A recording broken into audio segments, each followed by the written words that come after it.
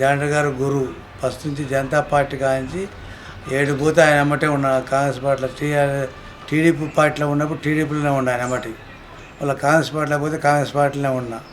మన జయవీరికి ఎంపీ గారికి చేసినాం, ఆయనకే ఎమ్మెల్యే గారికి ఆ పార్టీలో 40 సంవత్సరాల దాకా ఆయన అమ్మటే ఉన్నా. నేను జాండ్ర గారు అమ్మటే ఉన్నా, నేను ఎడిపోలేదు.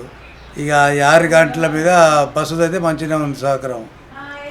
ఈ రుణమాఫీది మాత్రం ఇచ్చిండు కానీ కొంత ఇవ్వాలి, కొంతమందికి ఇచ్చారు, కొంతమందికి ఇవ్వలేదు. అది ఈ రైతు రుణమాఫీ చేస్తామంటారు, చేస్తారంట. అది మరిగా ఈ ఈ మహిళలకు 2500 ఇస్తామంటారుగా ఇవ్వలేదు. ఇక రేషన్ కార్డులు పంపిణీ చేయలేదు ఇంతవరకు, చేస్తారట. ఇక కులకర్ణది కూడా చేస్తున్నారు, అది మంచిగానే ఉంది, సంతోషంగానే ఉంది, అది కూడా అంటున్నాం. మరి అయితే సార్ ఇక్కడ మాజీ ఎమ్మెల్యే నోముల భగత్ నోరు ఆయన ఓడిపోవడానికి గల కారణాలు ఏంటి సార్? ఆయన ఓడిపో కారణం అంటే ఆయన అందరు కలపకపోలేదు, నా సొంత నాయకులు ఆయన కలుపుకపోలేదు. ఆయన కలుపుకోక ఎవరికి దెబ్బ కొట్టింది, ఆయనకు ఒడ్డితే పోకుండా పోయిండు ఆయన. అది ఇప్పుడు జాండ్ర గారు చూసి వేసారు, ఈయన కొడులు గారు జాండ్ర గారు చూసి మేమంతా ఆయనకే వేసినాం ఓట్లు. మేము ఫస్ట్ నుంచి మొన్న ఒకసారి ఓడిపోయింది, కానీ మళ్ళీ ఎప్పుడు ఆయన ఏ మనిషి పోయి ఇంటికి పోయినా కానీ ఆడ ఉండి రాయన సోని పిలుస్తాడు ఆయన. ఈ భగతట పిలోడు, అది కారణం దానివల్ల. గత ప్రభుత్వం ప్రవేశపెట్టిన పథకాలు ఏవైతున్నాయి, రైతు బంధు కానీ, రైతు బీమా, కళ్యాణ లక్ష్మి, ఇట్లాంటి పథకాలు ఈ ఊర్లో ఎన్ని అమలైనాయి సార్? ఎంతమందికి అమలైనాయి, ఎన్ని అమలైనాయి? ఈ ఊళ్ళో కళ్యాణ లక్ష్మి అయితే మాత్రం 100 పైన అయినాయి, 100 పైన అయినాయి, తక్కువ కాలి పైన ఉంటుంది అంతా చెప్తాం, 100 పైన అయినాయి. రుణమాఫీ కూడా చాలా వరకు వేసిండు రుణమాఫీ అంతమంది. ఇక ఇప్పుడు ఇది వచ్చినాక కళ్యాణ లక్ష్మి ₹1,00,000 అరతుల బంగారం అన్నాడు కానీ ఇవ్వలేదు ఇంతవరకు, ఇస్తాడని అంటారు. మరి ఇక పథకాలు అంటే బాగానే ఉన్నాయి అన్ని. ఇక ఈ 6 గంటలు చేస్తే మన సంతోషంగా ఉంది. మళ్ళీ రేవంత్ రెడ్డి గారే గెలిచే అవకాశాలు ఉన్నాయి 6 గంటలు చేస్తే. సార్ ఇప్పుడు మీ ఊరి నుండి చూసుకుంటే అక్కడ హైవే వరకు రోడ్డు కూడా బాగలేదు. లేదు, మీరు ఎందుకు రోడ్డు వేయించుకోలేకపోయారు 10 సంవత్సరాల్లో? మేము జగదీష్ రెడ్డి గారు ప్రోగ్రాం పెట్టాము ఇక్కడ, మేము టీఆర్ఎస్ పార్టీలో అప్పుడు ప్రోగ్రాం పెడితే సంవత్సరం లోపల వేపిస్తున్నాడు. కంట్రాక్టర్ గారు టెండర్ వేసి దానికి లాస్ అని మళ్ళీ కోర్టుకు పోయిండు ఆయన. కోర్టులో మాట్లాడి జగదీష్ రెడ్డి గారు ఈ గ్రామ పంచాయతీ బిల్డింగ్ ఓపెన్ చేసినప్పుడు, సోషల్ వార్డుకి ఓపెన్ చేసినప్పుడు నేను తప్పక వేపిస్తాడు, వేయలేదు. మన జాండ్ర గారిని కూడా అడిగినామన్నా, నేను వేపిస్తా తర్వాత తప్పక అన్నాడు. ఇంతకుముందు నిడవల నుంచి బంకాపురం సీసీ రోడ్డు జాండ్ర గారు వేసిన ఆయవన్లో వేసినాం. ఈ టీఆర్ఎస్ ప్రభుత్వం వచ్చాక ఒక రోడ్డు కూడా వదిలేయలేదు. లేదని ఈ సీసీ రోడ్లు మాత్రం ఇచ్చారు సర్పంచులకు. సరే, కాంగ్రెస్ ప్రభుత్వంలో మొత్తం రెడ్డి పాలన అని చెప్పేసి ఇప్పుడున్న బీఆర్ఎస్ పార్టీ వాళ్ళు అంటున్నారు సార్, అది ఎంతవరకు వాస్తవం? అది లేదంటే ఇక్కడ మా కాడ రెడ్డి ఫీలింగ్ అది లేదు, ఇక్కడ మా ఊళ్ళో అయితే పెద్దగా లేదు అంటారు. కానీ మరి అది అంటారు, జనం అంటారు, అంత రెడ్డిల పాలన అంటారు. కానీ మరి ఎంతవరకు అయితే అల్లిదో తెలియదు. మరి అది ఇప్పుడు రంగసాయి గారు ఉన్నాడు, ఇప్పుడు ఎక్కువ మండలం అంతా ఆయనే సాగుతుంది, ఇతరులు ఏమన్నా దాని ఇస్తలేడు. అది మాజీ ఎంపీ ఆయన. కులగణన పైన మీ అభిప్రాయం ఏంటి సార్? కులగణన అభిప్రాయం ఉందంటే చేస్తే మంచి సంతోషం, మంచిగా ఉంటుంది చేస్తే. ఇక దానికి మనం చేసేది ఏమో చేస్తే మంచిది. అది కొంతమంది వ్యతిరేకిస్తారు కులగణన ఎందుకు అంటారు, కొంతమంది చేస్తే మంచిది అంటారు, కొంతమంది అవుతాగా అనుకుంటారు. మరి అది ఎంతవరకు అమలు అవుతుందో తెలియదు. అది మనకు కొంతమంది ఊకనే రేవంత్ రెడ్డి గారు ఊకనే ఏపిస్తుండ్రు కులగణన ఏం లేదని అని అంటారు కొంతమంది కూడా. అది ఇక మాకు ఈ రోడ్డు మన నిడవర నుంచి బంకాపురం వచ్చే బ్రిడ్జి తెగిపోయింది. అప్పుడు భగత్ ఉన్నప్పుడు 3 కోట్లు శాంక్షన్ అయింది అన్నాడు. ఎన్నిసార్లు అడిగినా ఇక ఓపెన్ చేపిస్తా చేయలేదు. ఏమంటే మళ్ళీ పొయ్యములు పడితే కూడా మళ్ళా టెండర్ వస్తుంది అన్నారు. మన జాండ్ర గారిని పడితే 5 సార్లు 3 కోట్లు అయింది. ఇక టెండర్ పిలుస్తామన్నారు కానీ ఇంతవరకు టెండర్ పిలవలేదు. ఇటు వాగు రోడ్డు పిలవలేదు. ఇంతకుముందు గ్రామ పంచాయతీ బిల్డింగ్ మేము కట్టిన ఉన్నప్పుడు నా ప్రేళ్ళు అక్కడ ఉంటుంది. వాటర్ ట్యాంక్ జాండ్ర గారే ఇచ్చినప్పుడు అప్పుడు కూడా. మీరు ఏ పదవి చేసారు? ఎంత? నేను గ్రామ సర్పంచ్ చేసిన 7 సంవత్సరాలు సర్పంచ్. అప్పుడు ఇంటర్నల్ పీరియడ్లో ఉన్నప్పుడు.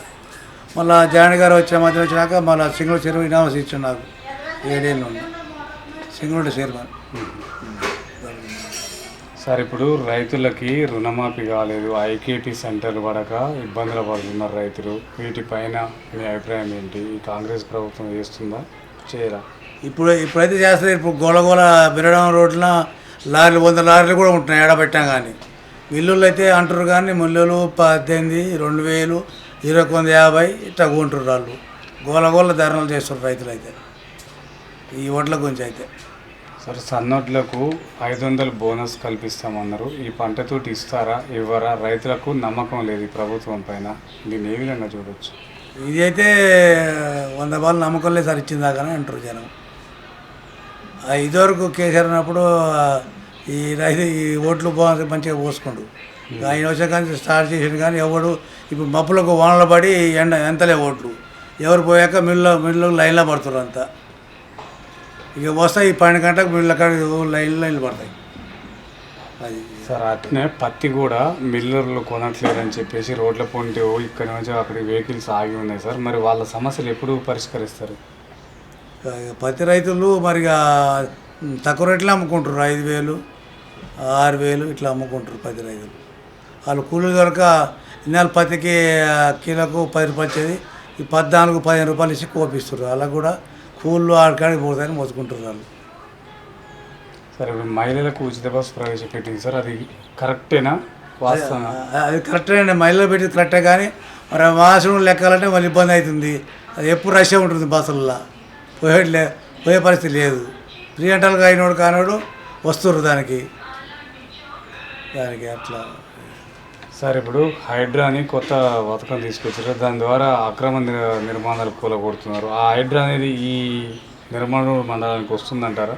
మా నిర్మాణ మండలానికి ఏం రాలేదు సార్, త్వరగా రాలేదు. కానీ అది కూలగొట్టడం తప్పే సార్. అది వాస్తవంగా చెప్పాలంటే అప్పుడు మున్సిపాలిటీ పర్మిషన్ ఇస్తుంది, లోన్లు ఇస్తుంది, ఇవన్నీ ఇస్తుంది. ఇచ్చినాక ఇప్పుడు కూలగొట్టడం అంటే మంచి పద్ధతి కాదు. అది ముసి చేస్తే మంచిదే, చెరువులు చేస్తూ అంటారు. చెరువు చేస్తే మంచిదే. కానీ మరి కొంతమంది మంచిగా ఉంది అంటారు, కొంతమంది ఏమో లేనోడేమో అట్లా అంటారు, ఉన్నోడేమో ఇట్లా అంటారు. నా ఇల్లు బాయ్ అంటారు. కొంతమంది లేనోడేమో నా ఇల్లు బాయ్ నేను ఆడ కట్టుకోవాలా, 6 లక్షలు పెట్టి కట్టుకుంటే లోన్ తీసుకుంటే నేను చేస్తాను ఒకరు అంటారు. సరే ఇక్కడున్న స్థానిక ప్రజలు చాలా వరకు కేసీఆర్ ప్రభుత్వం రావాలి, కేసీఆరే మాకు మంచి చేసింది అంటున్నారు సార్. మీరేమంటారు ఈ విషయంలో? ఇప్పుడైతే ప్రస్తుతానికైతే రేవంత్ రెడ్డి బాగా చేస్తాడు సార్. 6 గంటలు చేస్తే సక్సెస్ ఆయన అవుతాడు సార్. కానప్పుడు పరిస్థితి వేరే ఉంటుంది. 6 గ్యారెంటీలు అన్ని పక్క అమలైతే అంటారా? మహిళలకు 2500 కూడా కావు సార్. అవి చెప్పే కావాలి. అవి ఏమి ఇస్తాడో నాకు తక్కువ. ఈ రుణమాఫీ కూడా అందరికీ అయినాయి, కొంతమంది కాలేదు. కొంతమంది 50,000 కూడా కొంతమంది కాలేదు. ఆ రేషన్ కార్డులకి అయినాయంటే మా అసలు కార్డు లేక మాకు కాలేదు. సరే ఇప్పుడు విలేజ్లలో ఒక బెల్ట్ షాపులు సార్ విపరీతంగా ఉన్నాయి. మరి మీ ప్రభుత్వం వస్తే వాటిని నిర్మూలిస్తామన్నారు. ఎంతవరకు నిర్మూలించగలుగుతున్నారు? ఏమి నిర్మించలేదు. ఎక్కడెక్కడనే ఉన్నాయండి. అన్నీ తాగుతున్నాయి, చేస్తూనే ఉంటాయి. ఎక్కడనే ఉన్నాయి. అప్పుడు లెక్క నడుస్తున్నాయి. మరి మీరు ఏం చేయాలనుకుంటున్నారు? ఇక మేమేం చేసాము సార్, ప్రభుత్వం ఏమంటలేదు, ఏం పడుచుకుంటుంది. అట్నే ఉన్నాయి. బెల్ట్ షాపులు ఉన్నాయి, అన్నీ అంతే ఉన్నాయి. ఇక్కడున్న ఎమ్మెల్యేకి రాజకీయ పరంగా అనుభవం లేదని చెప్పేసి అంటున్నారు. అది వాస్తవం అంటారా? అనుభవం లేదు సార్. జగన్ గారు ఉండగా ఆయన అనుభవం ఉంది. అంటే తండ్రి కాడికి పోమంటుంది. అదే మీలాంటి సీనియర్ నాయకులు ఎవరు పోయినా బాబు గారు చూసుకుంటాడు అని అంటున్నారు. అంటే ఎంతవరకు వాస్తవం? అది వాస్తవమే సార్. అది అట్లా అంటుండు, మా డాడీ కాడికి పోరు అంటుండు. మరి ఎట్లా గెలిపించారు? జగన్ గారు చూసి వేసినాము. ప్రభుత్వం ఒకసారి 10 ఏళ్ళు అయింది, మార్చాలని మార్చిరు జనం. ఎమ్మెల్యే జానారెడ్డి ఇక్కడ ఉన్నది ఆయన కుమారుడు. ఆయన కుమారుడు. మరి సమస్యలు పరిష్కరించేది ఎవరు? జగన్ గారి కాడికే పోతారు అంతా. ఎందుకు అంటే ఇక ఆయన అయితేనే చెప్తాడని ఆయన కాడికే పోతారు. అది మొన్న వచ్చిండు, ఈ ఎన్నికల్లో ఐకేపీ ఓపెన్ చేసిండు. వాళ్ళ రాజమూడం ఐకేపీ ఓపెన్ చేసిండు, పోయిండు. మొన్న రైతులు ఓట్లు కొనాలని చెప్పిండు. మిల్లర్స్లో కొనాలన్నాడు. ఇప్పుడు జానారెడ్డి సారు సీఎం పదవికి అర్హుడేనా? అది వాసన అడిలో సార్ అది ఆయన గారు అయితే కొంచెం అంటుండు కానీ రాలేదు ఆయనకు. ఇప్పుడు కాదు, అప్పటి నుంచి టీడీ ప్రభుత్వం ఉన్న కాంచి నేను సీఎం కావాలన్నాడు. కాంగ్రెస్ ప్రభుత్వం విజయభాస్కర్ రెడ్డి ఉన్నప్పుడు నేను సీఎం అయితే అన్నాడు.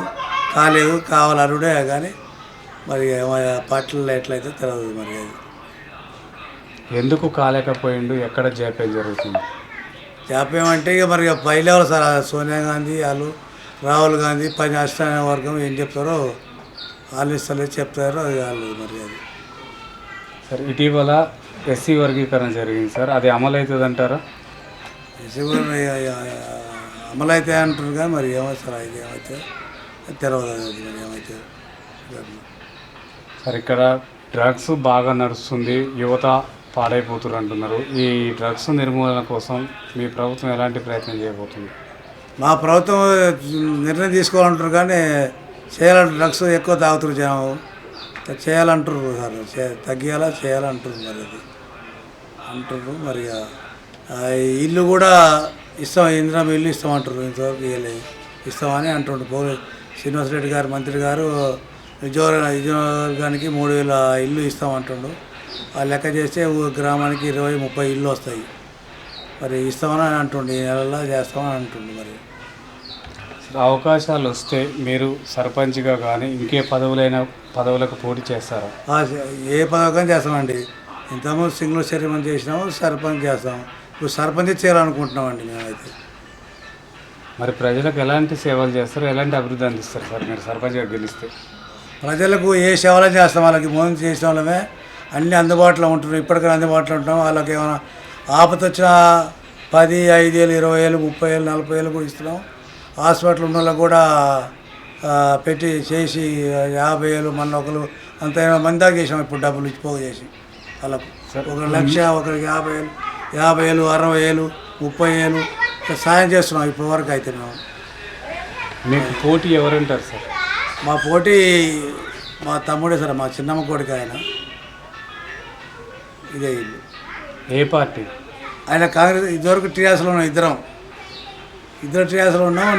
నేను ఇద్దరం చేసినాం. 30 ఓటుతో నేను ఓడిపోయినా. ఇప్పుడు ఆయన చైర్మన్, ఆయనే సర్పంచ్, ఆయన అని నాకు వేయలేదు. 30 ఓటుతో ఓడిపోయినా. మొన్న ఆయన గెలిచిండు. ఇప్పుడు కూడా ఆయన ఉంటాడో తెలియదు మనకైతే కానీ అంటారు. కొద్దిసేపు ఉండంటారు, తెలియదు. మనమైతే ఉంటున్నాం. యువత రాజకీయాలకు రావచ్చా సార్? యువత ఎవరు లేరు సార్ మా ఊళ్ళో. అదే చేసేవాళ్ళు పోటీసేవాళ్ళు ఎవరు లేరు, మేము తప్పితే. ఇప్పుడు ఓటర్లకు ఏం చెప్పదలుచుకున్నాం సార్? ఎన్నికలు వస్తున్నాయి, వచ్చే నెలలో 15 నెలలు ఎన్నికలు వస్తున్నాయి సార్, సర్పంచ్ ఎన్నికలు. మీరు ఈ గ్రామ ఓటర్లకు ఏం చెప్పదలుచుకున్నారు? ఇప్పుడు పోటీ చేయాలంటే మద్యం, మద్యం ఈ రెండు లేనిది నడవదు. వీటి నిర్మూలన కోసం మీరు ఎలాంటి చైతన్యం తీసుకొస్తున్నారు? ఇప్పుడు మనీ ఏది నడవదు సార్. మనీ ఇస్తేనే నడుస్తుంది. మనీ ఇవ్వాలా, మందు పోయాలా, అని పోయాలా, రెండు ఇస్తేనే నడుస్తుంది. అది లేకుండా ఎలాంటి చైతన్యం రాబోతుంది ఓటర్లలో? చైతన్యం రాదు సార్. అది లేకపోతే చైతన్యం రాదు. మందు లేకపోతే చైతన్యం రాదు, డబ్బు లేకపోతే చైతన్యం రాదు. ఓటర్లకు ఏం చెప్తున్నారు ఫైనల్గా? మేము ఫైనల్ చెప్తాం, మేము పని చేసి మీకు అందుబాటులో ఉంటాం, మేము పని చేస్తాము అని చెప్తున్నాం వాళ్ళందరికీ. ఎవరికి ఓటేయాలి మరి? ఎక్కడ సార్? ఎవరికి ఓటేయాలి అంటే మాకు ఎలా చెప్తాం సార్? మేము సర్పంచ్ ఉంటాం, మాకు ఎలా చెప్పుకుంటాం మేము. అంటే ప్రజలకు అందుబాటులో ఉండే వాళ్ళకా? ప్రజలు అందుబాటులో ఉన్న వాళ్ళకే వేయాలంటున్నాం. ప్రజలు అందుబాటులో ఉన్న వాళ్ళకి వేయను, మీకు అందుబాటులో ఉండి చేసే వాళ్ళకి వేయమంటున్నాం, మీకు సాపతి ఆదుకునే వాళ్ళకి వేయమంటున్నాం మేము. ఓకే, చూస్తూనే ఉండండి మీ తెలుగు టీవీ.